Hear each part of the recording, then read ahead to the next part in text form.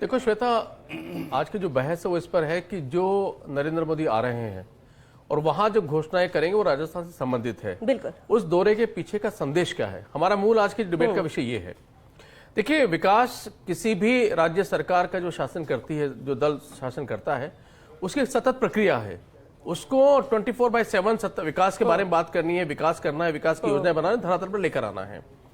लेकिन भारतीय जनता पार्टी की एक विशेषता है, और विशेषता ये है कि वो जो भी कार्य करते हैं उस कार्य को कुछ इस तरीके से फ्रेम आउट करते हैं ताकि जनता के पास वो संदेश पहुंच सके कि देखिए, पिछली सरकार ने कुछ नहीं किया और हमने ये कार्य किया है। जो घोषणाएं नरेंद्र मोदी वहां करने जा रहे हैं, अगर चाहते तो भजनलाल भी कर सकते थे, चाहते तो उनको बहुत आराम से फीता काट करके उद्घाटन किया जा सकता था।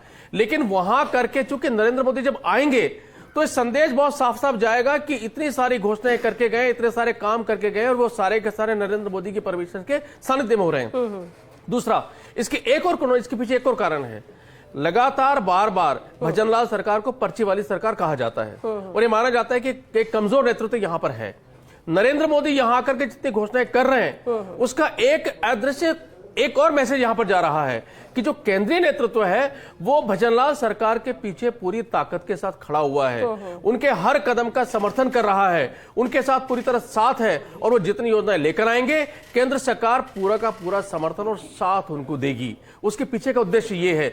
अब इनमें से जो घोषणाएं करके जाएंगे, जैसे तिवारी जी ने कहा, वो जो घोषणाएं करके जाएंगे उन घोषणाओं में कितनी क्रियान्वयन होगी, कितने नहीं होगी। जी, एक सवाल मेरा ये है कि अब भजनलाल सरकार है, 2 साल से मुख्यमंत्री ने जो उपलब्धियां है वो तो विधानसभा में भी 2 साल वर्सेस 5 साल, वो इसलिए भी कि इनका दावा भी है कि हमने जो आपने 5 साल में नहीं किया वो हम 2 साल में करें। लेकिन एक मेरा सवाल है कि हम जब भी किसी मुद्दे पर बात करते हैं बार बार अशोक गहलोत क्यों आ जाते हैं?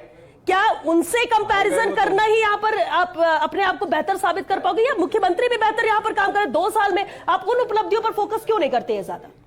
देखो श्वेता, आप इस बात को समझ जाइए, केंद्र सरकार हो चाहे राज्य सरकार हो, केंद्र में जब बहस होती है तो बार बार नेहरू और इंदिरा आते हैं और जब राजस्थान में बहस होती है तो अशोक गहलोत आते हैं।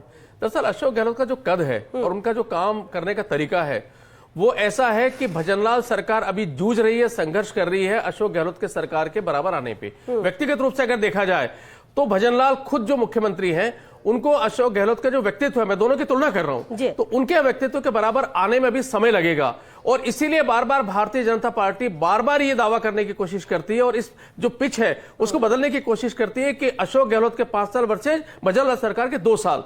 जबकि जो कांग्रेस है वो दूसरी बात कहती है, वो कहती है कि अशोक गहलोत को जो कार्यकाल है वो से एक नहीं है, वो तो 3 बार मुख्यमंत्री बन चुके हैं। आप उनके कार्यकाल वर्सेस बीजेपी के कार्यकाल को ले लीजिए, तो जो ये अशोक गहलोत वर्सेस भजनलाल आता है वो उन दोनों की मजबूरी है। भजनलाल सरकार अपने ऊपर जब अटैक होता है तो अशोक गहलोत की खामियों को लाकर के उसके सहारे उन अटैक को दूर करना चाहती है और भजनलाल सरकार को घेरने के लिए कांग्रेस को सबसे मुफीद लगता है अशोक गहलोत का नाम लेकर के उसको उपलब्धि को बताना। तो ये दोनों की राजनीति, और आप देखिएगा पूरे 5 वर्षों तक ये राजनीति चलेगी। अशोक गहलोत वर्सेस भजनलाल होगा, उनकी तुलना होगी, उनके काम की तुलना होगी। लेकिन मैं आपको फिर बता दूं, दोनों ही दल चाहे विधानसभा में कहें चाहे बाहर कहें, अशोक गहलोत सरकार के कार्यकाल उनकी उपलब्धियां, भजनलाल सरकार का कार्यकाल उनकी उपलब्धियां, उन दोनों को लेकर के सार्वजनिक मंच पर बहस नहीं करेंगे। ये बहस सिर्फ हमारे यहाँ पर जो टीवी डिबेट उसके अंदर होगी।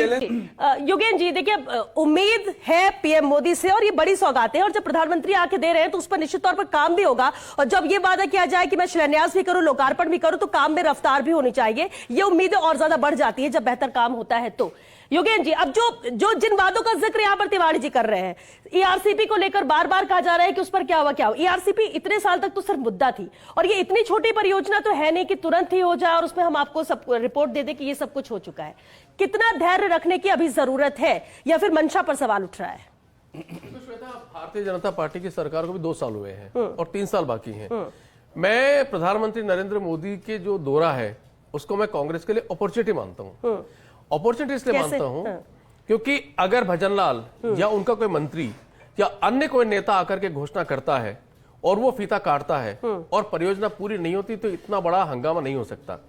लेकिन अगर प्रधानमंत्री नरेंद्र मोदी आकर के कोई बात यहां पर कहते हैं और उसके बाद वो पूरी नहीं होती है तो कांग्रेस के हाथ में बहुत बड़ा हथियार आ जाता है। तो मेरा मानना है कि उनके आने का स्वागत करना चाहिए, उनकी घोषणाओं का भी स्वागत करना चाहिए और उसके बाद कांग्रेस को करना ही चाहिए कि पूरा लेखा जोखा रखे, और अगर 1 साल के अंदर वो वादा करते हैं, 1.5 साल में वादा करते हैं, 2 साल में वादा करते हैं, चुनाव आएंगे, अगर उस समय पूरी नहीं होती है तो पूरी ताकत के साथ में उसको उठाना चाहिए। तो अब आप उसको अपॉर्चुनिटी लेंगे या उसका उद्घोषणा के पहले विरोध करेंगे, ये कांग्रेस को डिसाइड करना है। लेकिन क्या ये घोषणा है राजस्थान की दिशा बदलेगी या फिर धारणा बदलेगी? नहीं, देखो श्वेता, निसंदेह जब भी अगर 23,000 करोड़ की घोषणाएं हो रही हैं और अगर वो धरातल पर आती हैं तो निसंदेह उसका फायदा राजस्थान को मिलेगा, राजस्थान के उद्योगों को मिलेगा, राजस्थान की जनता को मिलेगा, चाहे वो पानी की योजना हो, चाहे रोजगार की योजना हो, चाहे चिकित्सा की योजना हो।